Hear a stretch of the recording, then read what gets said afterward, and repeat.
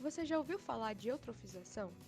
A eutrofização é um fenômeno que ocorre como consequência do aumento da quantidade de nutrientes no ambiente aquático. Ela pode ocorrer por causas naturais, mas também acontece como resultado da ação humana. Provoca danos graves no ambiente aquático, tais como a mortandade das espécies que ali vivem e a proliferação de algas e cianobactérias, que podem produzir substâncias nocivas à saúde. A esse crescimento excessivo de algas no ambiente aquático damos o nome de floração. Podemos observar ainda alterações na coloração da água, como manchas de cor vermelha, marrom ou azul esverdeado. Isso muda de acordo com a coloração das algas que ali se proliferaram desenfreadamente. Mas quais as consequências disso?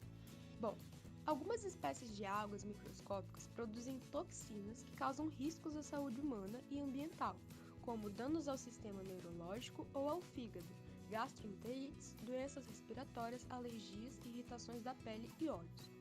Nesse vídeo, nós vamos falar especificamente da toxina paralisante de frutos do mar, a saxitoxina.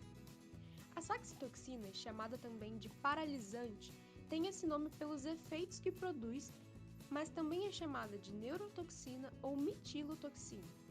Ela foi a primeira biotoxina descoberta e estudada, por isso a mais bem conhecida e tipificada. Na atualidade, se conhecem cerca de 20 variedades de biotoxinas paralisantes, e todas elas têm propriedades químicas semelhantes à da saxitoxina. Vale destacar o crescente aumento global de casos de envenenamento por toxinas paralisantes a partir do consumo de mariscos que vem sendo relatados desde 1970, principalmente por algas do gênero Alexandrium, o que se tornou de importante debate mundial, visto o aumento de mortes de peixes e casos de intoxicação por causa do consumo de frutos do mar contaminados. Isso vem acontecendo devido à dispersão de algas e mariscos através de correntezas, tempestades, mudanças climáticas e água de lastro de embarcações. As toxinas são produzidas por alguns gêneros de dinoflagelados marinhos, como Gonialax e Alexandrium, sendo a Alexandrium campanella e a Gonialax catenatum as duas principais espécies encontradas nas águas brasileiras.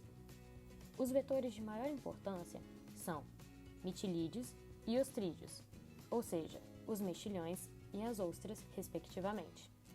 Sendo comumente utilizados para a alimentação, algumas de suas variedades podem ser muito perigosas devido às graves intoxicações que podem causar. Essas intoxicações ocorrem também devido às ostras e mexilhões serem animais filtradores, podendo filtrar até 40 litros de água por dia. Sendo assim, os micro-organismos filtrados por eles são acumulados em suas glândulas digestivas, o que as tornam perigosos para a saúde. Mecanismos de ação da saxitoxina. A saxitoxina é também chamada de toxina paralisante de frutos do mar. É chamada de paralisante pelos efeitos que ela possui. Ela é uma neurotoxina hidrossolúvel, isso quer dizer que ela acomete o sistema nervoso periférico, nesse caso, e é muito solúvel em água, e ela também é produzida pelas microalgas. Os efeitos dela no corpo humano são decorrentes da inibição do impulso tanto dos nervos periféricos, que são os que ficam por todo o nosso corpo, quanto nos músculos esqueléticos. Essa inibição ela acontece porque a toxina ela bloqueia os canais de sódio da membrana da nossa célula. Isso impede a ação da bomba de sódio e potássio, que é a responsável pela propagação do impulso nervoso no nosso corpo. Sem esse impulso nervoso, a gente não consegue fazer a contração devida dos nossos músculos esqueléticos. Isso pode ocasionar a paralisia da musculatura torácica, sendo a causa direta da morte por asfixia. A toxicidade da saxitoxina é bem alta. Dentro do grupo das toxinas paralisantes, ela é a mais potente. São necessários somente teores de 1 a 4 miligramas dessa toxina para causar a morte do indivíduo. A quantidade de toxina ingerida e o organismo da pessoa quanto à resistência é o que vão determinar o risco e a forma da intoxicação. A gravidade da intoxicação ela é muito variável.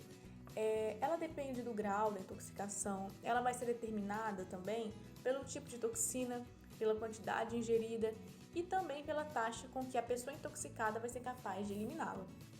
Os primeiros sintomas eles podem aparecer ao redor de 30 minutos após os consumos dos mexilhões, das ostras, enfim, esses organismos, mas ele também pode surgir horas depois.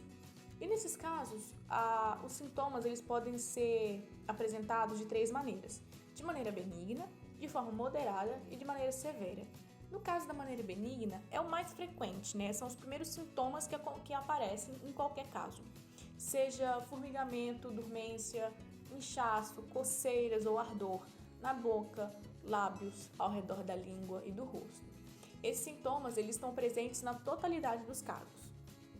Então, esse formigamento e dormência também podem progredir para os extremos dos dedos e orelhas. Também pode acontecer cefaleia e tonturas nessa dor de cabeça, náuseas e vômitos, que também podem ocorrer. E sintomas gastrointestinais vão ser assim, um pouco mais raros.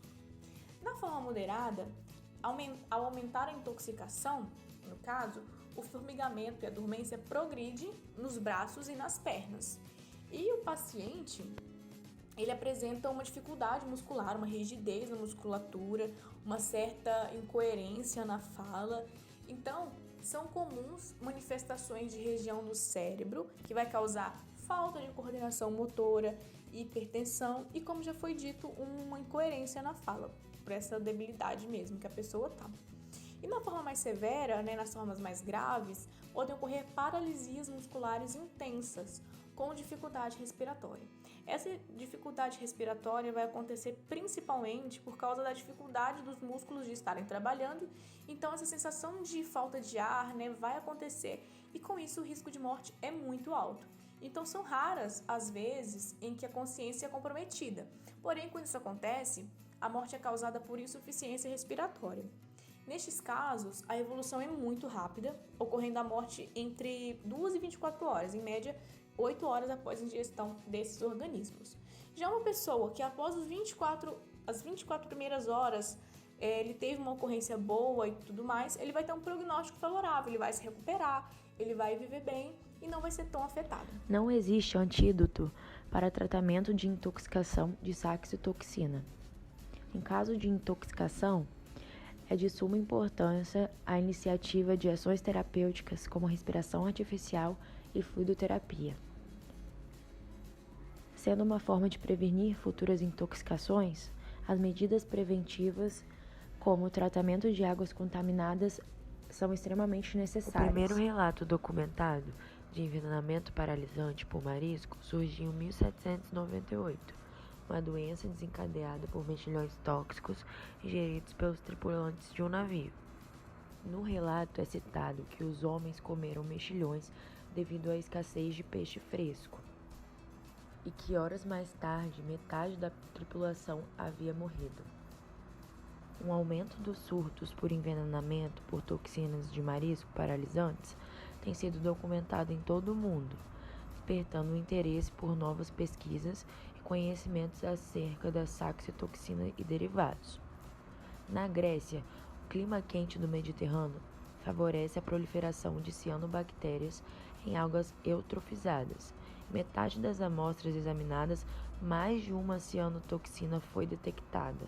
Em Portugal, no ano de 1986, foi implementado um programa de monitorização e a partir desse evento, poucos casos reportados foram relacionados com o não cumprimento do consumo de marisco proibido.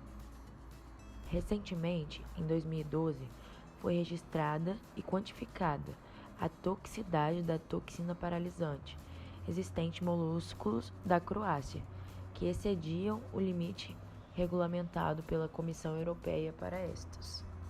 Tradicionalmente, nessa zona croata, as assídias são ingeridas cruas e são consideradas uma iguaria regional, fazendo com que haja maiores casos.